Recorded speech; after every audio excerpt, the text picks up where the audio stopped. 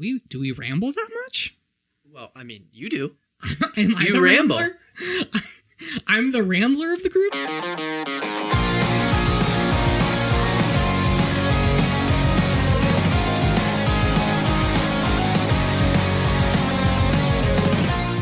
Hello and welcome to the Echoboomers Podcast. This is a weekly review of news and current affairs from the perspective of the Echoboomers generation.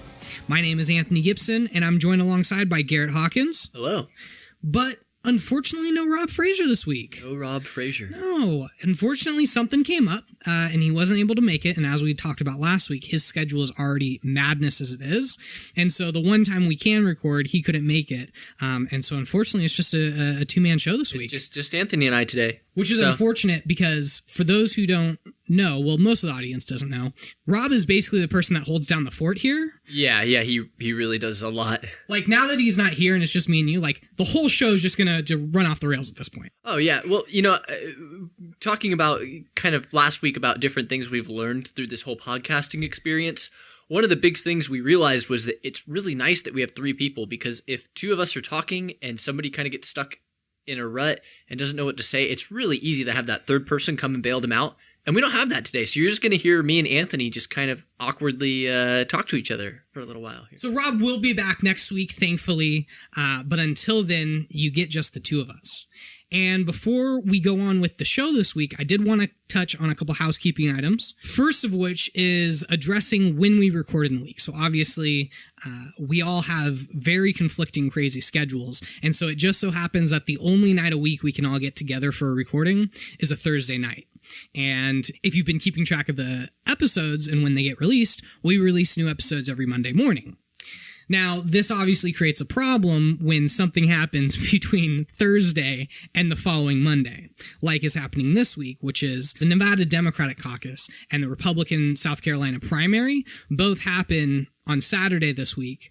And so by the time our show comes out, those results will have been out, and we basically won't have covered them because we didn't know about them when we recorded. Yeah, the most that we can really do is give heads up and kind of what we think may happen, but we can't really see into the future. So anything that happens between Thursday and Monday is kind of out of our hands. And let's be completely realistic. At this point, everybody in America is exhausted with the election, so having to skip another week is almost like a gift. Yeah, it's kind of nice. I mean, you're going to get hit over the head with it for the next, well, how many more months till... It's not going to end. I was looking back to 2008 and Clinton versus Obama for the Democratic process, and that went on through June. Like, they were basically tied until June. So we will unpack the results of those elections as well as the South Carolina Democratic primary, which happens on February 27th. So next week's episode will include result coverage from all three of those. Now, the other item of housekeeping I wanted to address is we now officially have a YouTube channel. And so you may have seen it on Facebook this week, but we started taking our episodes and putting them into these cool little videos that show kind of the waveforms of the audio. And what we're doing is on YouTube, we have two different playlists going. One for episodes where we will be posting the full episodes of this podcast for anyone to listen or watch. And there will also be a playlist called Bits. And bits are a new way that we are going to be breaking up our segments so they're a little bit easier to listen, but they're also easier to share. Yeah, so the idea behind this is that if you heard something that we said in the podcast and you thought, hey, I want to jump on Facebook and share that with my friends, but I don't want my friends to have to listen to this whole long rambling thing. I just want to show them this, one topic that these guys actually made sense on. You can jump on Facebook and share just that bit from YouTube. Do we ramble that much? Well, I mean, you do. Am I you the ramble. Rambler? I'm the rambler of the group? That's what I've become? You're the rambler, yeah. Oh, no. I've got to do something about this. See, really this is what I'm talking about. This is why we need Rob here every week. Primarily so that he can keep me on track. No, he's the best at that. He's I kind of feel like he's the most mature one of the three of us sitting here. Probably. Because I kind of zone off and go into space and drink from my sippy cup and just don't have a care in the world. And, Anthony just gets really invested in things and jumps around. And I feel like we need Rob to sit here and just kind of like rein us back in and say, all right, children. He's like our guiding beacon. He is. He's like our lighthouse. For our closer friends listening to this podcast that know Rob and mine's relationship, they'll know that it's essentially true that I don't do well without him. We're roommates. And so there's a lot of times where if he's gone, I'm out of control. He keeps me grounded, if you will. It's true. I've known Anthony for about... like 12 years now about. It hurts my brain trying to think I about knew how long Anthony before him and Rob were roommates, and I've known Anthony after him and Rob were roommates. And, but without Rob, Anthony doesn't know how to feed himself, and, he leaves out of the house without bathing. It's pathetic. I don't know that I'm that much of a mess, but I am a mess, yeah. Now, turning our attention to this week, there are two stories that really kind of have stood out as a lot more important than all the other news that has happened this week. And I thought a lot about how many stories we should cover this week and if we should cover the two that we've picked for today.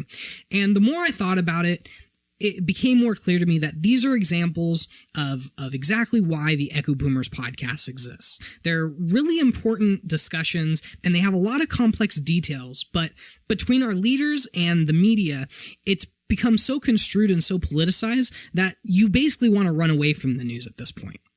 Yeah, that was one of the big things when we actually were starting Echoboomers that we talked about, was just that we were, all three of us, we're having these conversations about what we thought was really important about issues and what really needed to be said, beyond just kind of the screaming that you hear coming from both sides. And I think that's one of the things that we really want to get into with this topic and Echoboomers in general. Yeah, so the first topic this week is the unfortunate and very abrupt passing of Justice Antonin Scalia. Now, almost immediately as soon as the news broke on his passing, political leaders from both parties started issuing statements on what to do next and really just turned this into a political dogfight, in my opinion, way quicker than it needed to happen. This is something that is really important for those who don't pay attention to the Supreme Court very much or kind of don't have a lot of knowledge about how it works. It's not something that is partisan. So unlike Congress or the president, we don't vote on parties for justices, but it's very clear which side of the aisle the justices lean. And so it's right now, at least, or before Justice Scalia's passing, the biggest factor about the Supreme Court was that there were 4 conservative justices, 4 liberal justices, and 1 justice that usually leaned conservative, and so it was considered a conservative Supreme Court. With Justice Scalia's passing and considering it was so abrupt, and by abrupt I mean nobody thought that he was going to resign anytime soon, let alone pass away. So now it's all of a sudden created this opening, and for the first time in decades, liberal Democrats are going to be able to nominate someone that fits their ideology and basically take more control over the Supreme Court. Yeah, this is big because this is going to be the thing that actually could potentially flip the way that the Supreme Court swings. I actually found out it really was an abrupt death because I actually found this out watching the South Carolina debate with the Republicans. And it was something that the moderators had brought up in questions, and everybody already had a really firm opinion on what should go on with this because it was a big deal within a few hours of his passing. Which really, Republicans all having the same opinion on this, and because it's now such a politically divisive issue, makes sense. But it's surprising to me that the entire Republican Party and the entire Democratic Party was able to get on the same page of notes for themselves as soon as this happened. Mitch McConnell issued a statement on behalf of Republicans. Harry Reid issued a statement on behalf of Democrats. And from that point forward, everyone on each side has basically been just repeating the same words. Now, one of the things we wanted to talk about on this subject was that both sides have some really faulty things going on with what they're saying. For example, the Republicans have been really insistent that they don't feel that Obama should choose a Supreme Court justice to fill the position until the end of his candidacy because, well, they claim that he's already elected one person to the Supreme Court. Two, yes, correct. Two yes. People to the Supreme Court. Well, and so they use this, they use what they call an unwritten rule in the Senate because the Senate has to confirm President Obama's appointment. And their argument is that there hasn't been a Supreme Court vacancy in the last 80 years that occurred within the last year of a president's term. That kind of seems like a garbage argument to me, though, because regardless of whether it's happened in the last 80 years doesn't change the legality of the situation. It just means it hasn't happened in 80 years. Right. And to Democrats' point, it is in the Constitution. It is literally Obama's job description to nominate a Supreme Court justice in the event of a vacancy. Yeah, I think he has every right to choose a justice. I think Republicans have been really petty in how they've responded to this whole thing. Republicans make at least a decent attempt to make this about more than fighting for the ideology part of it. And they say that 2016 should be a referendum on what the people think the government should do. And their argument is basically that if Americans vote in a Democrat, then there should be liberal justices on the Supreme Court. If they vote in a Republican, there should be conservative justices on the Supreme Court. Democrats don't like that argument, and their side of it is that Obama has been elected twice by the general population, and therefore the people have already made their statement. Now, one of the things that makes this really critical that I don't think we touched on is that, it's not like when you elect a president, they have a 4-year term and they can, get reelected to go for 8 years, or, it's not the Congress or the Senate where you have a fixed amount of time. Supreme Court justices, once they're nominated, are nominated for life. Right. Until they choose to retire or they unfortunately pass away.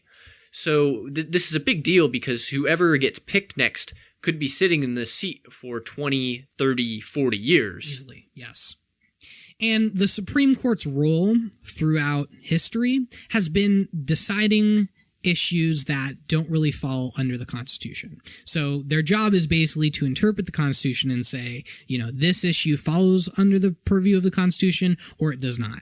Yeah, there's a lot of talk when you hear a lot of talk show hosts talk about whether or not something is constitutional, but the way we actually know whether something is constitutional, whether you think it should be interpreted modernly or by what the founders thought, well, legally, the way that we know something is constitutional is what these 9 people decide. Their opinions are what is constitutional. Yeah, so anytime there's a law, and there's plenty of examples of this just in the last 5 to 10 years. So one of the most popular that has been brought up in this current election cycle is the Citizens United case. And the Citizens United case was decided by a 5-4 majority. Justice Antonin Scalia was the 5th vote that gave it the 5-4 majority in favor of the conservative opinion of the court. Citizens United, as Bernie Sanders has talked a lot during his campaign, is basically the reason why super PACs are allowed to exist. It's the reason why Jeb Bush, even though can barely get past 10% in the polls, has $100 million in reserves ready for his campaign because big donors got to write unlimited checks to roughly affiliated organizations of his campaign. So would you like to break down a little more what super PACs are, just for those who might not be familiar with the terminology? Yeah, so just really quick, super PACs are just organizations that are either in support or against certain candidates for the presidential election, and they're allowed to spend money and receive money way more freely than candidates and their campaigns have to. Yeah, basically there's a lot of limitations on how much individuals and corporations can spend on their lobbying efforts, whether that's for a candidate or that's for a ballot initiative. Or really any piece of legislation. But super PACs are kind of a loophole for people to donate to the super PACs, who are nonprofit organizations who can donate as much as they want to these candidates or legislative movements. So super PACs are a way for individuals to just kind of, it's a third-party way of going about the process. Now, I want to take it back to the Republican and the Democrats giving a response because it really, really irked me. They used Justice Scalia's death as an opportunity to start a political war with each other. Republicans basically have said that they are not going to allow for a confirmation vote to happen. They're basically not even going to acknowledge any appointment that President Obama makes because they think that the next president should decide. They're using this archaic 80 years of unwritten rule in the Senate that says that the Senate doesn't confirm an appointment made by the president within the last year of his term. But as we've discussed already, it's literally not only in President Obama's job description to make the appointment, but it's in every senator's job description to hold hearings on that appointment and either confirm or not confirm that appointment. Now, as soon as that happens, Democrats issue statements at the same time, basically arguing the opposite side. This is all expected in something as important as the Supreme Court. What really bothers me is that we jumped on that so fast. Can we not take 30 minutes to acknowledge who Justice Scalia was, what impact he had to society, and give his family a second to breathe before we make this a politically dividing issue? And I think there's another unintended consequence of this political bickering, because it becomes so loud that you lose some of the more lighthearted stories that come out of what happened. And one of them that caught my eye was David Axelrod, who is a very high-up member of the Democratic Party, was highly involved in both President Obama's administration and his campaign, has been highly involved with the Democrats as a whole. He was at a dinner with Antonin Scalia and another Supreme Court justice had announced their resignation. And Antonin Scalia turned to David Axelrod and said something to the effect of, "I hope that President Obama sends us someone smart." And David Axelrod was a little taken aback and kind of was like, "Yeah, we'll do what we can," and whatever, right? Gave the normal kind of politician answer. And Justice Scalia stopped him and said, "Let me be clear. I hope he sends us Elena Kagan." Now, for those who don't know, Elena Kagan was appointed by the president to the Supreme Court. It wasn't that instance, but she was appointed by President Obama to the Supreme Court. She was confirmed and currently sits on the Supreme Court. But like we were mentioning before, she's a part of the liberal ideology of the Supreme Court. So Justice Scalia, who is considered in many ways the most, or used to be the most conservative member of the Supreme Court, demanded a liberal be one of the replacements for the vacancy. Now, just to be fair, because I haven't read the story, I'm a little curious about it. Do you think that was something that he did because it was really like a lighthearted thing, like here's this liberal that I really think is a good person and I respect and I think should be sitting on the court? Or do you think it was, we know we're going to get a liberal, this is the one I would choose out of my option? I think the second part of that is what the normal opinion would be. But the more I've looked into the story, and I try to keep pretty in tune with what's happening, and I knew about Justice Scalia before this story broke. But what I didn't have the full understanding of was how much he was respected by both sides of the aisle. Justice Ginsburg is another very, very liberal member of the Supreme Court, and she was basically best friends with Justice Scalia. There's a lot of people that not only have an incredible amount of respect for him, but say that he was incredibly smart. And when I heard the story about Elena Kagan and him asking for that nomination, was that she had actually argued before the Supreme Court on behalf of the Obama administration for various issues. So Justice Scalia was not saying, give us this liberal because I think she'll be the best fit. I think he really genuinely felt that she was very smart and that she was grounded in her opinions and had rational explanations for those opinions, in many of the same ways that Justice Scalia had very rational explanations for why he was so passionate about his ideology. So basically, looking at the stories, you think that it's a name he might have thrown out into the basket no matter who was president and who would have been, electing a justice. I mean, I can't speculate on what his exact intentions were, obviously, right? But I think my main point here is that if you were able to cut through all the political bickering and get to the stories about his life, you saw a lot of stories from people who didn't have any reason to support him, a lot of very liberal Democrats who really paid a lot of respect to him and gave him a lot more credit than they really needed to. And I think that is very telling to just how respectful of a person he deserves to be. And to me, it's just another example of our country getting entangled in these political fights and really dividing us and kind of drawing a line in the sand and not allowing anyone to cross that has really just started tearing us apart. I mean, I think this is on a much bigger level. I think it's a really good example of how we cannot solve some of the most complex problems in our country because we can't stop for 2 seconds to stop thinking about our own side.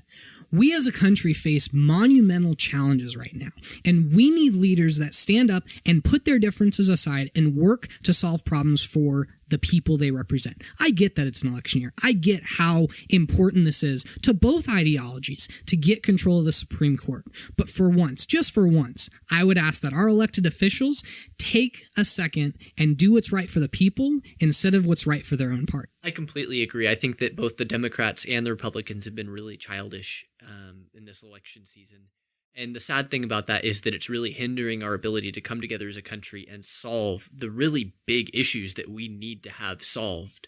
One of those big issues in America right now is this really big debate about encryption. And there's actually our next story on the list is a story that broke about this last week. A judge has now ordered Apple to help the FBI in unlocking a phone that was used in one of the terrorist attacks in San Bernardino later last year. Yeah, so the way that I heard about this story was actually from a letter that Tim Cook, the CEO of Apple, wrote to customers about the whole issue. And basically, he pretty much wrote an article explaining that Apple did not want to comply with the FBI's request to help them unlock this phone because they felt that by showing the FBI how to unlock this phone or developing the software to unlock the phone quicker, it would be creating this huge thing that could be used pretty much on any phone that the FBI got a hold of. Yeah, so kind of the beautiful part about the way Apple software works is that they've basically designed it to be unbreakable. And the instance that this case revolves around is the passcode on the iPhone. And basically the FBI doesn't want to try too many passcodes and lock up the phone. So they're asking Apple to develop software to bypass that and allow the FBI to crack the passcode in an unlimited amount of attempts. I think the way that's supposed to work is they're actually hoping to be able to plug the phone into a computer and just run a whole bunch of passwords really, really fast until eventually, they would crack it without too much time, just running codes on the computer. Right. A computer can use an algorithm to do what's called a brute force attack and basically try all the passwords it can possibly imagine for the passcode of the iPhone. It would take a human a very long time. An incredibly long amount of time. Yeah. So on its face, doesn't seem to be a really big deal. It's just kind of helping crack the iPhone, passcode. But Tim Cook brings up some really good points in his letter, and this is how I found out about it as well. One of the metaphors he uses for explaining why this can be so bad is he relates it to kind of a physical world item. He says, in the physical world, it would be the equivalent of a master key, capable of opening hundreds of millions of locks. See, the beauty with the software that Apple has built, it's basically a lock without a key. And their argument is that if the FBI forces them to make a key for that software, then now other hackers around the world can figure that out. That's one side of their argument. The other side of their argument, and I think is probably the much more important discussion, is the precedence this sets for future cases involving the FBI or any law enforcement wanting to access the personal information of people. So I think what concerns me about this is that while the government may be able to use the key that they'd be given by Apple to go into this one phone, and while that would be very beneficial, it kind of opens up the floodgates for the FBI to use this with a lot of different things. And we've seen a lot of issues, especially over the last about 3 or 4 years, with a lot of privacy things that go into how the federal government's handled cases. We've seen this with a lot of things that have happened with Edward Snowden and the NSA. Yeah, so for those of you who don't know, Edward Snowden is basically the whistleblower that reported that the United States government was employing surveillance tools that the American people really didn't know. He really shined a light on a lot of practices by the NSA and other spy agencies of the United States government and how they were kind of collecting data about American citizens in bulk. It doesn't adhere to what the Constitution says. The Constitution requires that if you're going to look into if you're going to bust into somebody's house to look at all the personal entries in their journal, you need to obtain a warrant first. The NSA was capturing all the messages you sent, all the emails you sent, all the phone calls you made, all the notes you wrote about your life, and just sifting through them whenever they felt like it. Yeah, so Anthony totally hit the nail on the head there. The Fourth Amendment of the U.S. Constitution provides the right of the people to be secure in their persons, houses, papers, and effects against unreasonable searches and seizures. And basically says that without a warrant, the government can't come in and take your things as evidence for crimes unless, there's a warrant approved by a judge. And what's really scary about this whole, the NSA thing that happened a couple years back was that the government was collecting information regardless of whether or not they had a warrant. And then when an issue arose later, they already had the evidence to go back and look at. And the reality is that that's a huge violation of the Fourth Amendment because they're not allowed to even collect that information until a warrant is in their possession. Yeah, and I mean, the worst part is that it required a whistleblower to show everyone what was really happening, and even then, the NSA and the government has basically tried to distance themselves from the topic as much as they could. Well, and the most ridiculous thing about that was that Edward Snowden was a whistleblower who called this whole thing to national attention. The U.S. government went after him. He went and sought asylum in Russia.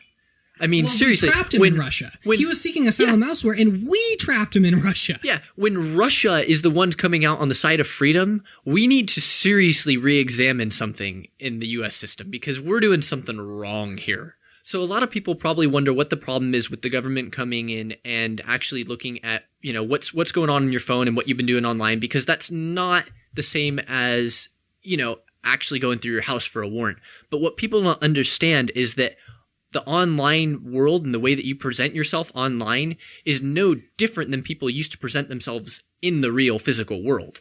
So for example, if I go and I open up your physical mail, that is a felony and I could be put in prison for it.